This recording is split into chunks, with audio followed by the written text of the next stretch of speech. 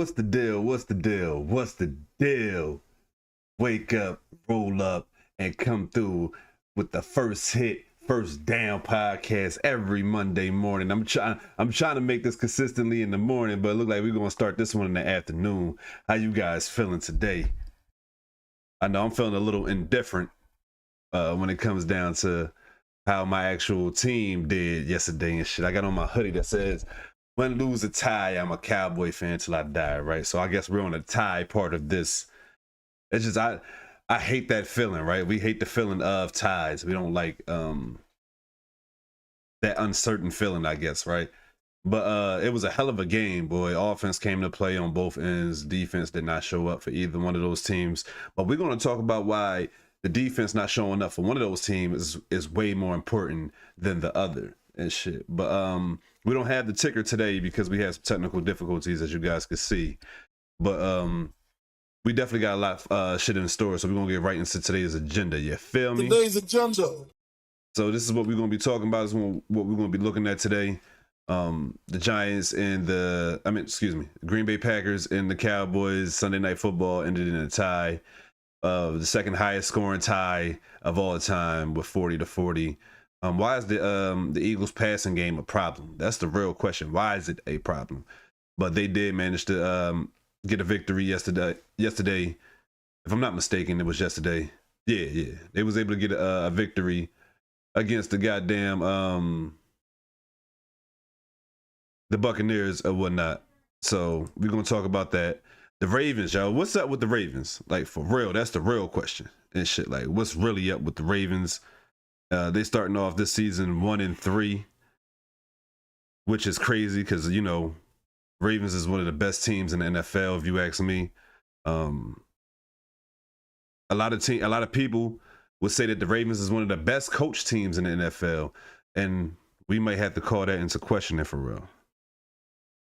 Like, I'm not gonna front. Hold on, let me just share this. I want to share the live a little bit. How you guys feeling? I guess we could roll out one of those "How about them Cowboys?" because we didn't lose. You know what I'm saying? I don't know if I even have it on this one. Yeah. How about them Cowboys? There we go. We could roll out one of them. We could roll out one of them since we didn't lose. You know what I'm saying? It wasn't an L. We're going to get into it. We're going to get right into it real soon. I just wanted to make sure I had the live share and whatever. We're going to get into our Sunday picks, what we was right and wrong. This week, we did not have a good week at all. We really depended on these two Monday night games for us to make it over 500 this week, for real. And then we're going to get into our player of the week. Didn't have an O-lineman stat of the week this week. Last week, if you guys was here, I believe it was the Colts offensive line last week and shit. But this week we don't have an offensive lineman stat of the week, but we do have a player of the week, and I can't wait to unveil that. Some of you guys might already know who our player of the week is on first hit and first down. So let's get into our agenda. Like I said, we starting off with the Dallas Cowboys and the Green Bay Packers, and they ended in a 40-40 draw on Sunday Night Football that did go into overtime, well into this morning of football. From 9, it's so funny because football was on from 9 a.m. until, you know what I'm saying, basically 1 a.m. today, with the game out in Dublin, Ireland, with who played that game? I forgot who played that goddamn game that morning. I think it was the Steelers and the goddamn Vikings. But that was a hell of a game too, and we ended it Sunday night with this hell of a fucking game. So here's my initial thoughts on this game, right? So shout out to Dak Prescott and the Dallas Cowboy offense, but real quick to Matt Eberflus and that defense. Move this man! I'm not about to sit here and bullshit. Y'all niggas was trash. I mean, y'all wasn't as bad as y'all was the last 2 weeks, but y'all damn sure wasn't nowhere near as good as y'all was in week 1. That zone defense is just, like I said, I'm gonna keep stressing the fact that you either is mismatching with your personnel versus your scheme or you know what I'm saying, or your scheme just don't fit the players that you have and shit. Because there's no way in hell you're gonna keep running this goddamn zone and you're not getting no pressure. Now, towards the middle and the end of the game, we was getting a lot more pressure, and that's because of one James Houston, a person that Dallas Cowboys Nation has been calling to get more playing time, because every time he's on the field, he seems to make plays or get sacks or get pressures or, you know, quarterback hits or whatever. He seemed to be in the backfield a lot when he's on the field. So we've seen a lot of James Houston last night, and I was actually happy to see that for real. But defensively, man, we are in a hell of a bind for real. It did help, in my opinion, having Deron Bland back. After that one play that they gave up deep to begin the game, they really didn't give up too many deep passes. It was a lot of underneath, intermediate, running after the catch shit.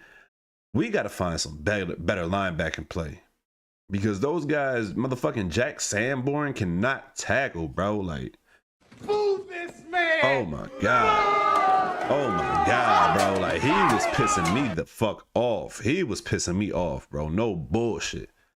No bullshit. He was pissing me off. Like, bro, like he would see the play. You know what I'm saying? He has split a fucking double team block. He'll shoot the gap, whatever, and he'll whiff on the tackle completely. Like, I don't know what it is about this man. I mean, he sees it, he reads, he reacts, and he does not go and get the play. He does not go and tackle. He can't make a tackle for some reason. Murray got injured yesterday with an ankle injury. He missed some time. Then we had the guy, James, I forgot what his name was, but the little rookie that came in. Both of those guys, Murray and the rookie, are not good. We need better linebacker play. Louis Marifal played a lot more in this game than he did in recent games. He had a big bonehead play in, I think, late fourth, late third, one of those quarters, whereas though he hit somebody late after the guy dropped the pass that would have led to a 3rd and long, if I'm not mistaken, or 4th and long. And he allowed them to get a free 15-yard play. And you just can't have that shit when you got a defense that's not making stops. You can't have nobody just giving free 15-yard penalties on 3rd and long. You cannot have shit like that. Dak Prescott in this offense showed the fuck out. Him and George Crash Out Pickens showed that they actually one of the best duos in the league. What? Because Dak is already one of the best duos with CD. What? Now he got two of the best receivers in the league. What? The best duo in the league. What? And I stand on that. What? You hear me? I stand on that one. But he balled out 119 yards, 77% completion percentage, 4 total touchdowns. Bro should have had 5 total touchdowns, low key. That last drive in overtime where they decided to kick the field goal, I feel like they could have scored on that drive. One of the plays, of course, of the game was the chase down of Micah Parsons on Dak Prescott. I don't consider that a sack on the offensive line. Hear me out, right? So no offensive lineman touched Micah Parsons that actual play. It was the tight end Jake Ferguson that was blocking Micah Parsons one-on-one on that play, and he was able to, of course, beat him and run around and bend and chase Dak Prescott down before he was able to go get that touchdown. But I don't give that sack to that's not the fault of the offensive lineman. Like I said, those guys didn't touch Micah at all that play. I don't even think Jake Ferguson was supposed to stay in and block the entire time. He might have even had a late release type shit. But I think that Micah and those guys actually showed the fuck out. I mean, no, sorry, the offensive line and those guys actually showed the fuck out, in my opinion. Like, they actually did their thing down there in the trenches. They gave up some pressures, a couple of QB hits, but really, I don't think it was not a sack given up. Like I said, the sack that they gave Micah was, in my opinion, on Jake Ferguson. It wasn't on Micah Parsons, in my opinion. You feel me? Hold on, what's up with my chat? I can't see my chat. Well, I can't see my chat, y'all. I can't see the chat. I don't know what's going on. But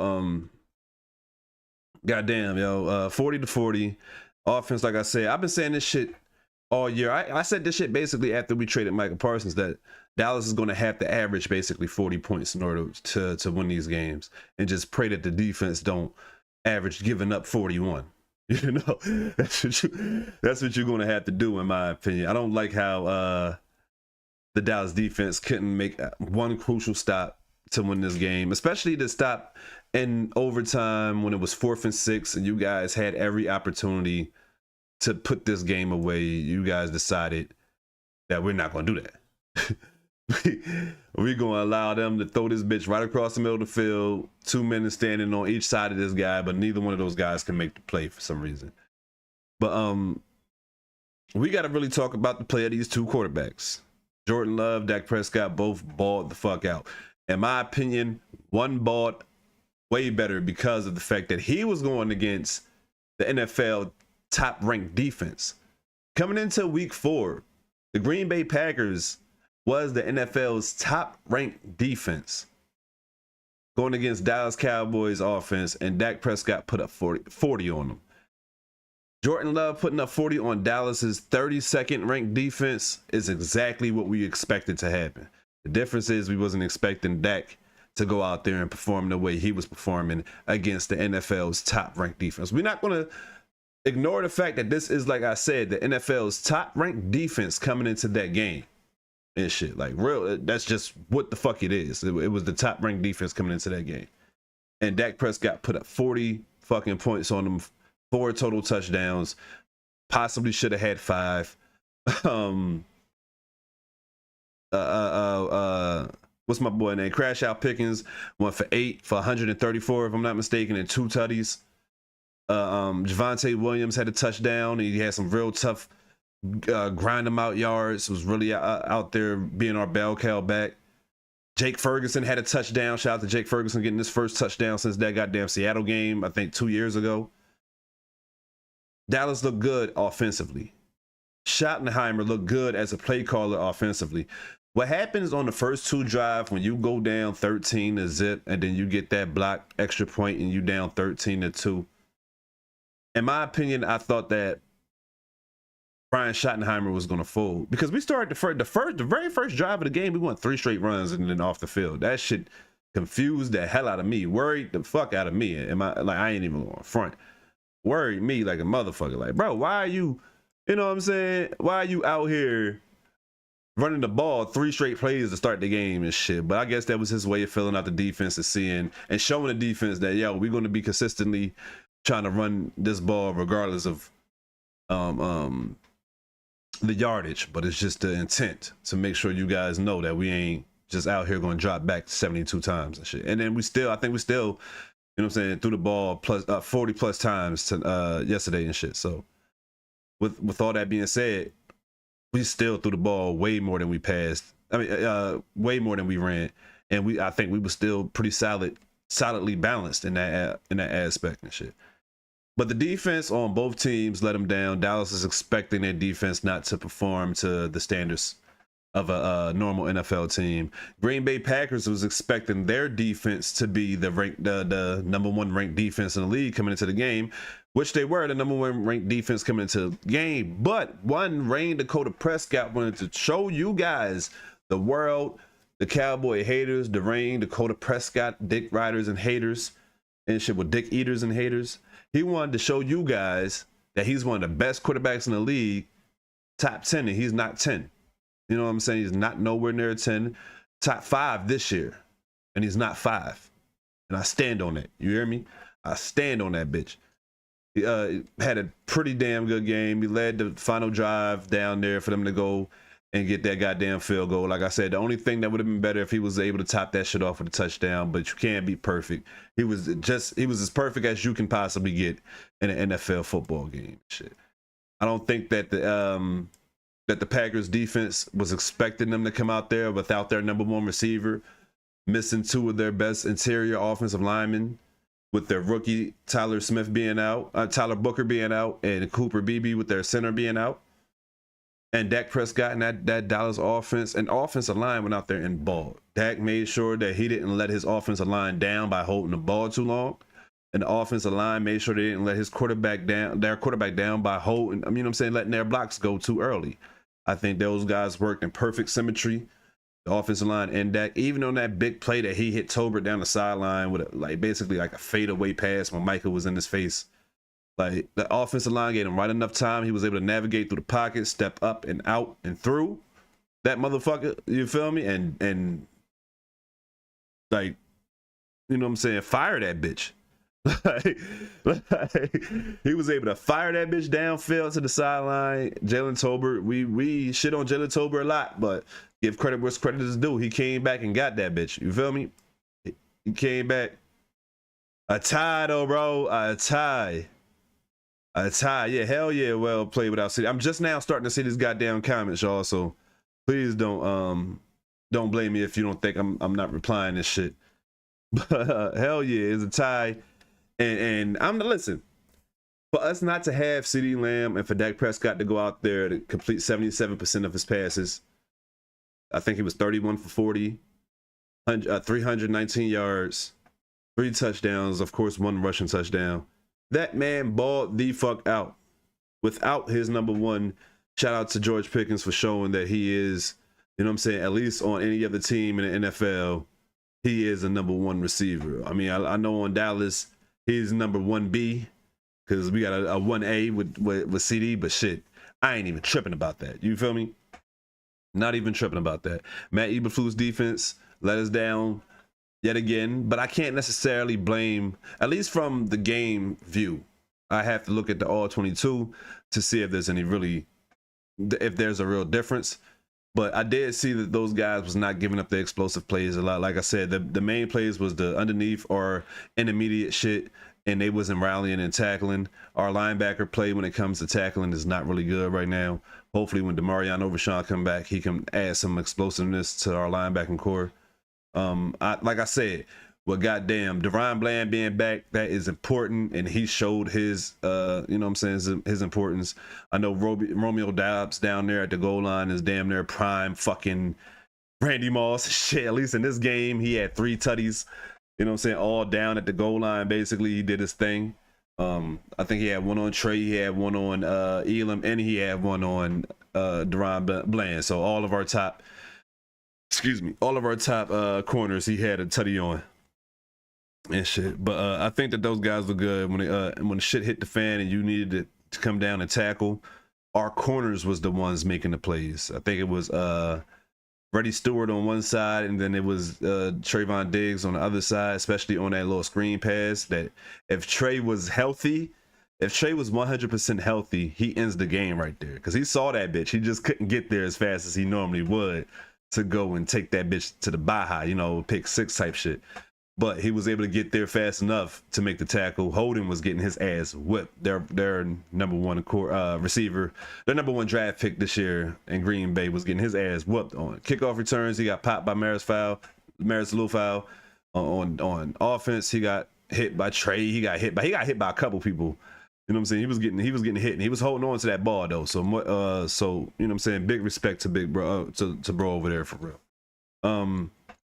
But like I said, defense, in my opinion, let us down. Couldn't get that one crucial stop, especially on that final drive in overtime when you know there was 4 down territory. You knew that they was going to go for it on 4th down. You got to be prepared for that, especially when, you know what I'm saying, you playing pretty damn good defense, not letting shit go over the top of you. You just got to come and rally, or you got to be underneath that shit, not allowing him to see clear zones and shit, not allowing his receivers just to sit down in these soft pockets in these zones. But some of that shit will get fixed throughout the season. I did see some improvement. I'm not going to front in Dallas defense, but not enough. Not enough for you to still allow 40 points, and your offense basically had to go blow for blow against the NFL's best defense coming into that game and shit. And if it wasn't for your MVP caliber quarterback, if it wasn't for him and his number 1B, 1A, whatever you want to call it, receiver and George Pickens, who knows where we will be at. But those guys helped carry the load for Dallas offense and did they motherfucking thing, man. Shout out to the boys. Shout out to the boys for real. I'm not even going to front on y'all. Yo. Like, shout out to the boys. How about them Cowboys? No doubt. So we're going to go ahead and move on to the next one and shit. I think I got enough out of my system when it comes to this game. I think that was, like I said, it was a good game. Dallas offense did what the fuck they were supposed to do. The defense did what they have been doing normally these last 3 weeks, which is letting the offense of the other team drive down the field and score and shit. We stopped them one time, we win that game. Hopefully this lights a fire under the defense's coordinator's ass to like, yo, I might not have the talent that I want, but I do have some speedy guys and I do have some young guys that I can mold instead of these old guys that I'm trying to get to learn new tricks and shit.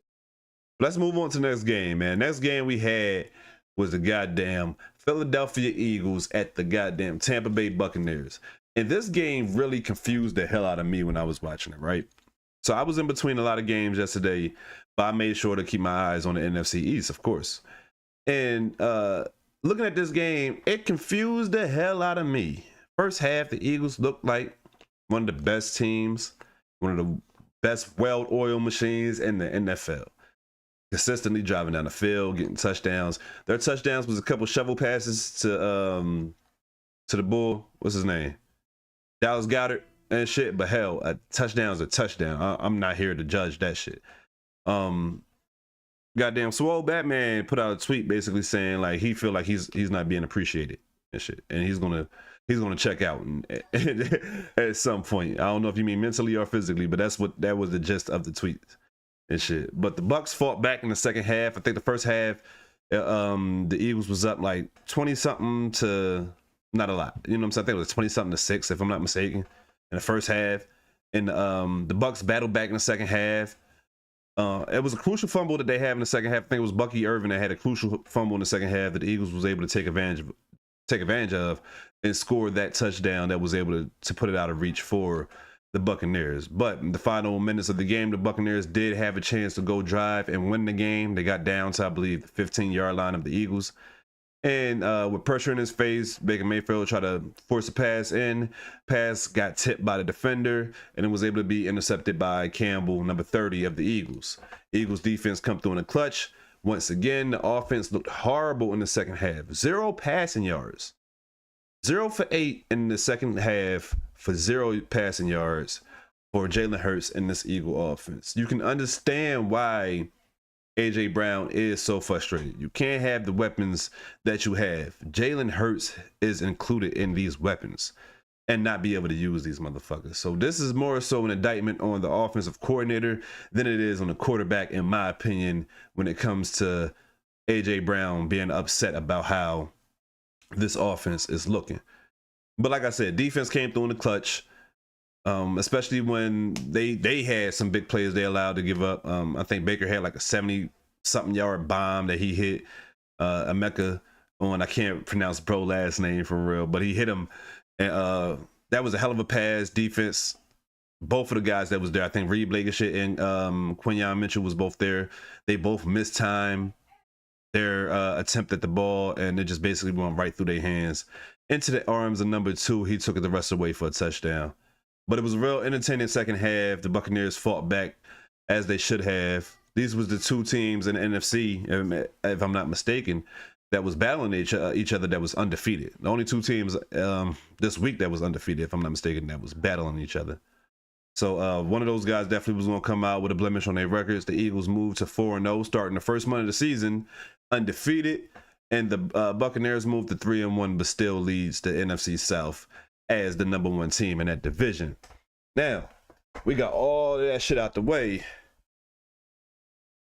The Wake and Bake podcast will be doing or redoing our top 10 quarterback list. We had our top 10 quarterback list coming into the season that is already out in the universe of the social media world and shit. And now around like week 7, week 8, we will be revealing or unveiling our midway point for our top 10 quarterbacks. And I think that these two guys might be positioned a little bit differently on that list, especially based off of the first half of the season. When we get to it, we'll be watching at least, the first quarter of the season. We'll at least have it half of the season to really go back and evaluate these guys' play, and we'll really see where we rank these guys. But both of these guys, in my opinion, did what their fucking team asked them to do to try to win these games, and the Eagles defense was able to come through and make a crucial stop when they absolutely had to. And that's one thing about the Philadelphia Eagles. They got that championship pedigree. So in these tight, close games, they ain't even sweating. They ain't even tripping. They ain't tripping at all, for real.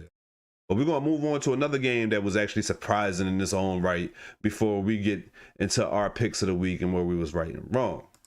We're going to move on to this goddamn Baltimore Ravens at the Kansas City Chiefs game, man.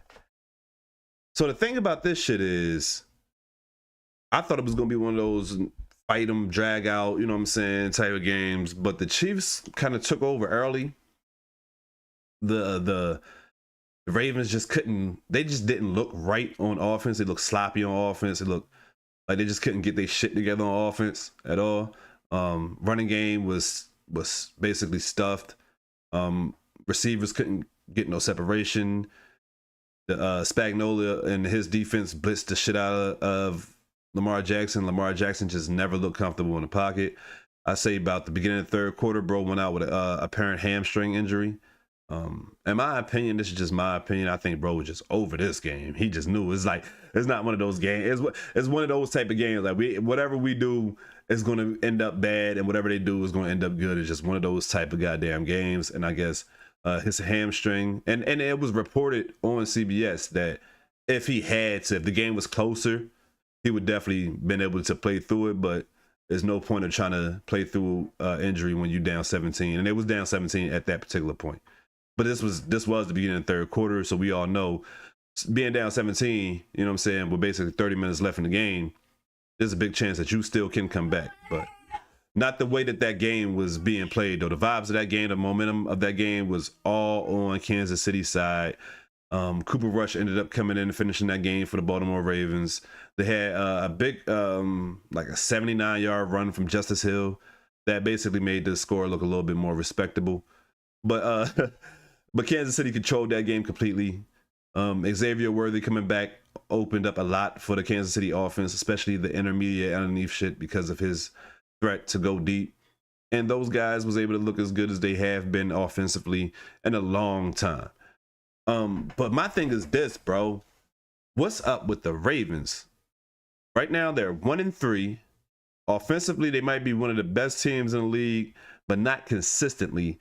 And defensively, they might be consistently one of the worst defenses in the league, especially when it comes to second half points. I don't know what it is about the Ravens and allowing so many points in the second half, but they have to get that shit under control. This has been going on for seasons, not just this year, not just these games, but for like the past 3 or 4 seasons, we've known the Ravens to allow big leads to be diminished by the fact that their defense letting these motherfuckers come back. Now, this game, they just didn't have no fight in them. From the coin flip to the clock hit triple zeros, the Ravens looked like they just didn't want to beat her. You know, like everybody, not just stars, but all the players just didn't look like they wanted to beat her. Whereas though the Kansas City Chiefs looked like the big brothers out of those two and was able to handle business, man. I'm kind of upset at the way that the Baltimore Ravens looking, and then if the season goes, you know what I'm saying, the way it's going, like, you know what I'm saying, keep going downward, basically, we're going to have to look at Harbaugh. What? We're going to have to look at Harbaugh. What? John Harbaugh? What? Jim Harbaugh? What?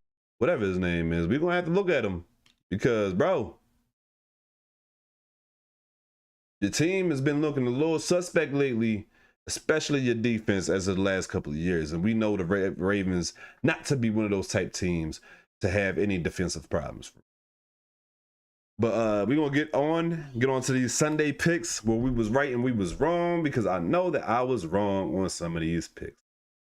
But we're going to talk about it. Let's get right into it. You see that we was right on that Thursday night game. We was wrong on that game out in Ireland. We was wrong with the Washington Football Wizards. Of course, we was right with the Buffalo Bills. We was wrong with the Chargers. So Jackson Dart made his debut as the Giants quarterback, and he played a pretty damn good game. He was able to go out there and use his athletic ability, make some plays with, you know what I'm saying, with his feet, all that type shit. Like, bro looked pretty damn good. I'm not going front. He didn't look accurate, you know what I'm saying? He didn't look like his you know what I'm saying, complete self yet, but this is the first game of his rookie season in week 4, going against one of the better defenses in the league. And he played pretty damn good. The final score, I believe, was 21-18. And he held on for him. Cam Scatterboo was able to make some big plays too. One of the biggest stories coming out of this game, though, is Malik Neighbors might have a torn ACL. I don't know if the reports have came out to confirm it or not, but he might have a torn ACL and possibly be out for the rest of the season, which is a big blow not only for the New York Giants, but for Jackson Dart development. You know, to have that dependable target is a big thing to a lot of these young quarterbacks and shit. So, but to keep it moving, also was wrong about the Titans. They didn't even score a goddamn point. The offensive line is letting down Cam Ward, and Cam Ward needs to stop holding on to the ball so long, but he's a rookie and he will learn that also.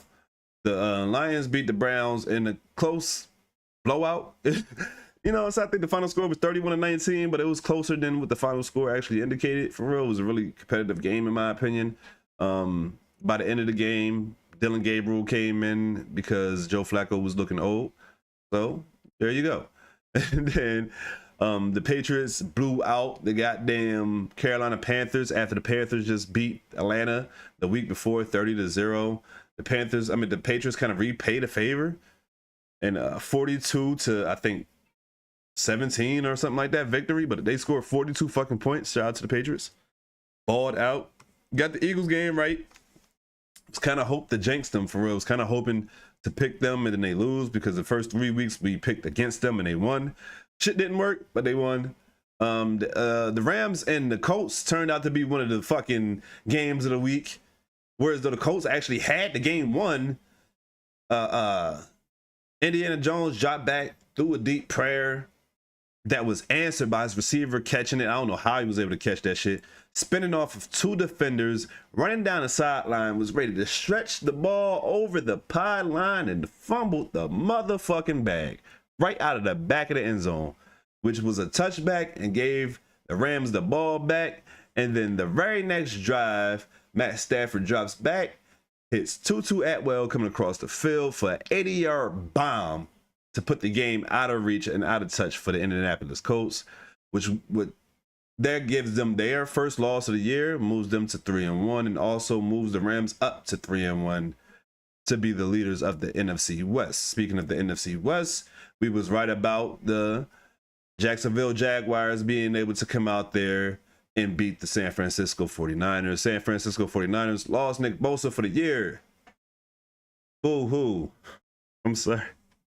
I'm sorry. I really don't give a damn. I really don't give a damn. I'm just not a fan of the 49ers, and we all know this. So sorry for Nick Bosa getting injured, bro, but yeah, it is what it is. We already talked about the Baltimore and the goddamn Chiefs game.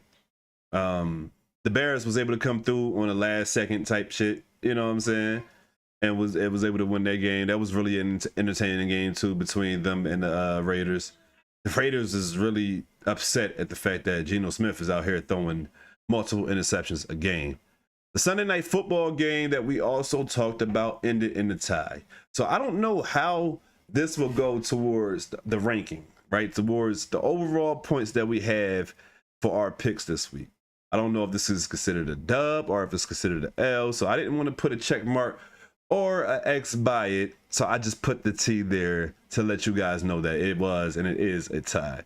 We do have the 2 Monday night games tonight that we can possibly get over 500 with those games. We can get to 500 with one win, and we can get over 500 with the other, if I'm not mistaken. Let me count it out real quick just to make sure. 1, 2, 3, 4, 5, 6, 7. I'm going to count the Cowboys game as 1, 8, 9, 10. So yeah, we need to actually win both of those games in order to make it over, you know what I'm saying, 500 or whatnot. So hopefully we could do that. We actually only need one game, but I want a double digit type shit. You know what I'm saying? And hopefully we could do that. I got Miami winning this game in the first Monday night game against the Jets. The reason being is because they just can't be this bad for this long. This is actually a good football team. Like on paper, this is a good roster. So they can't be this bad for this long. That's the only logic I have coming into this game. And the Jets is a team that's working their way up type shit. Shout out to the Jets. I like Justin Fields. Root for Justin Fields. Hopefully he stay healthy and balls out the way he did in week 1 and 2. And then the final game of the week, which is the final Monday night game, is the Bengals at the Denver Broncos. And this is the battle of two of the best in the league, with PS2 Patrick Surtain Jr. going against Jamar Chase, one of the one of the best matchups we're going to see all year. Number 1 receiver versus number 1 corner in the league. The only issue is I just wish that Jamar Chase had his quarterback with him. Jake Browning is a serviceable backup, but he, of course, he's not Joe Burrow. But hell, we never know what could happen. It could be a good game. Shout out to Bo Nix. Hopefully those guys out there make it a very entertaining Monday night and shit, man. But that is our picks of the week, where we got right and what we got wrong from Sunday's games. You guys make sure y'all let me know how did you have your picks down below. And then we're going to move on into our player of the week this week. And like I said, the player of the week this week, as a matter of fact, listen. Player of the week this week is nobody other than Rain Dakota Prescott. You hear me? Rain Dakota Prescott. You know what I'm saying? My guy out here, 4 total touchdowns, 319 yards, 77% completion percentage. And he had some throws that you like, God damn, how did you even process to even throw that fucking ball, boy? Of course, the main one is the one down the sidelines. George Pickens double covered, and he was able to put that bitch right on George Pickens' shoulder, and he was able to catch that bitch, go limp, keep his pause. Do I have that over here? I don't have that. Good. I'm glad I don't have that over here. Shit. But he was able to go, you know what I'm saying? Let his body relax. No diddy. Keep his feet in bounds and catch that ball. Shout out to those guys. I mean, listen. The way that Dak Prescott is playing right now is on an MVP motherfucking level. And there is no way that anybody inside the Cowboy Nation, outside the Cowboy Nation, Sports Center, whatever the fuck it is going to tell me any different. You hear me? I got to have the microphone up here so you guys can make sure y'all hear me. You hear me? But there's no way in hell that you're going to look at this man and say that he's not one of the best quarterbacks in the league and he's not playing at an MVP level. This man sat there and took his team down the field time after time after time to match the scores of what the Green Bay Packers was doing. But what the Green Bay Packers was going against the 31st ranked defense, Dak Prescott and that offense was going against the very first ranked, the number 1 ranked defense in the league. And he was able to put up these numbers and consistently drive down the field in that defense. Whether he's starting from the 2-yard line or he's starting from the 20-yard line. Hell, he could start from the goddamn 35. It don't matter. You know what I'm saying? Where the new line, new kickoff goes and shit. Don't even fucking matter. Dak Prescott balled out against the number 1 ranked defense in the league. Coming into that game in week 4, the Green Bay Packers was ranked number 1 in defense. And Dak Prescott said, none of that shit mattered to me. I'm about to make your defense look the way that people been making my defense look the past couple of weeks, including this week and shit.